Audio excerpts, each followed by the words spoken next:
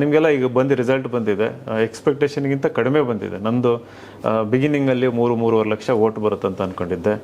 ಸಿದ್ದರಾಮಯ್ಯ ಸಾಹೇಬರು ಬಂದು ವಿನಯ್ ಬೇಕಾ ನಾನು ಬೇಕಾ, ವಿನಯ್ಗೆ ಓಟ್ ಹಾಕಿದರೆ ಬಿ ಜೆ ಪಿ ಗೆಲ್ಲುತ್ತೆ.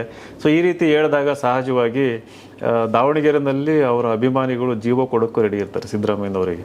ನಿಮ್ಮ ಸಿದ್ದರಾಮೋತ್ಸವ ಗೊತ್ತಿರಬೇಕು, ಹೌದು, ದೊಡ್ಡ ಮಟ್ಟದ ಕಾರ್ಯಕ್ರಮ. 12 ಲಕ್ಷ ಜನ ಬಂದು ತುಂಬ ಯಶಸ್ವಿ ಕಾರ್ಯಕ್ರಮ. ಅವರು CM ಆಗೋದಕ್ಕೂ ಒಂದು ಅಡಿಪಾಯ ಹಾಕೊಟ್ಟಂಥ ಕಾರ್ಯಕ್ರಮ.